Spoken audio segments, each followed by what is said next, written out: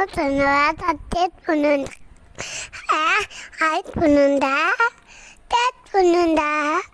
Friends, welcome back to my channel. இன்றைக்கி நம்ம பரோட்டா சால்னா recipe தான் பார்க்க போகிறோம். வாங்க இன்க்ரீடியன்ஸை பார்த்துடலாம். 1 ஸ்பூன் சோம்பு, கொஞ்சமாக பட்டை, 3 கிராம்பு, இஞ்சி பூண்டு பேஸ்ட் 1 ஸ்பூன், ஒரு பெரிய வெங்காயத்தை கட் பண்ணி எடுத்து வச்சுருக்கேன், ஒரு தக்காளி, ஒரு பச்சை மிளகா, 1/4 மூடி தேங்காய், 10லேருந்து 12 முந்திரி பருப்பு, 1/2 ஸ்பூன் கசகசா, 2 ஸ்பூன் மட்டன் மசாலா, 1/4 ஸ்பூன் மஞ்சள் தூள், 1/4 ஸ்பூன் 1/2 ஸ்பூன் தனியாத்தூள், 1/2 ஸ்பூன் தனி மிளகாய்த்தூள், 1/4 ஸ்பூன் கரம் மசாலா. இப்போ நம்ம இந்த தேங்காய் முந்திரி பருப்பு இந்த கசகசாவை நம்ம பேஸ்ட் மாதிரி ப்ரிப்பேர் பண்ண போகிறோம். இதை அரைச்சி எடுத்துக்கலாம். கொஞ்சமாக தண்ணி ஆட் பண்ணி ஒரு பேஸ்ட்டாக அரைச்சி எடுத்துக்கலாம். கொஞ்சமாக கொத்தமல்லி, புதினா. வாங்க ஒரு சட்டியை ஹீட் பண்ணிக்கலாம். ஹீட் பண்ணிவிட்டு ஆயில் ஆட் பண்ணிக்கலாம். ஆயில் நல்லா ஹீட் ஆகட்டும். ஹீட் ஆகவும் நம்ம தாளிக்கு எடுத்து வச்சுருந்த இன்க்ரீடியன்ஸை ஆட் பண்ணிக்கலாம். சோம்பு ஆட் பண்ணிக்கலாம். சோம்பு, பட்டை, கிராம்பு எல்லாம் நல்லா பொரியட்டும். ஃபஸ்ட்டு வெங்காயத்தை ஆட் பண்ணிக்கோங்க. நான் தக்காளி ஆட் பண்ணியிருக்கேன்.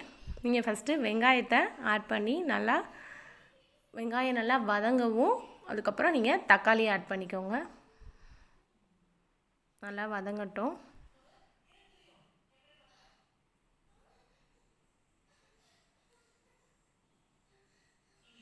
தக்காளி, வெங்காயம் எல்லாம் நல்லா வதங்கவும். இப்போ கொத்தமல்லி, புதினா, பச்சை மிளகாய் எடுத்து வச்சுருந்தோம் இல்லையா, அதையும் இது கூட ஆட் பண்ணி நல்லா கலந்து விட்டுறலாம். கலந்து விட்டுட்டு நல்லா மிக்ஸ் ஆகிடுச்சு. இப்போ இஞ்சி பூண்டு பேஸ்ட்டு பச்சை வாசனை போகிற அளவுக்கு நல்லா வதக்கி விட்டுருவோம். அதையும் ஆட் பண்ணி பாருங்கள், நல்லா வதக்கி விட்டாச்சு. இப்போ நம்ம மசாலாவை ஆட் பண்ண போகிறோம்.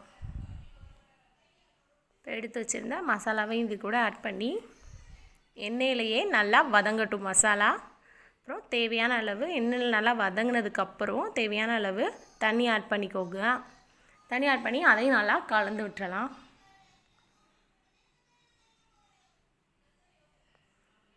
கலந்து விட்டுட்டு நல்லா கொதிக்கணும்.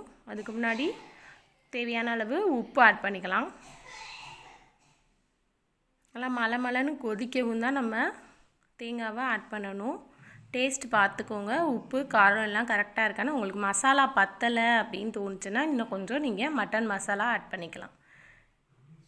இப்போ எனக்கு மசாலா பத்தலை, அதனால் நான் ஒரு 2 ஸ்பூன் மட்டன் மசாலா ஆட் பண்ணிக்கிறேன். ஆட் பண்ணிவிட்டு நல்லா கலந்து விட்டுறலாம். நல்லா மலன்னு கொதிக்கவும் நம்ம அரைச்சி எடுத்து வச்சுருந்த தேங்காய் விழுதை இது கூட ஆட் பண்ணிக்கலாம். பாருங்கள், இந்த அளவுக்கு நல்லா கொதிக்கவும் அரைச்சி எடுத்து வச்சுருந்த தேங்காவை இது கூட ஆட் பண்ணிவிட்டு நல்லா மிக்ஸ் பண்ணி விட்டுறலாம். நல்லா எண்ணெய் பிரிஞ்சு வர அளவுக்கு சால்னா நல்லா கொதித்து வரட்டும். அந்தளவுக்கு வந்ததுக்கப்புறம் நம்ம இறக்கி பரோட்டா கூட இந்த சால்னாவை ஊற்றி சாப்பிட்டோம்னா ரொம்பவே டேஸ்ட்டாக இருக்கும். பாருங்கள், இந்தளவுக்கு நல்லா எண்ணெய் பிரிஞ்சு வந்துடுச்சு. இப்போ நம்ம இறக்கிடலாம். இந்த ரெசிபியை உங்கள் வீட்டில் ட்ரை பண்ணி பாருங்கள், சூப்பராக இருக்கும். கமெண்ட் செக்ஷனில் கமெண்ட் பண்ணுங்கள் எப்படி இருந்துச்சு. தேங்க்யூ ஃபார் வாட்சிங்.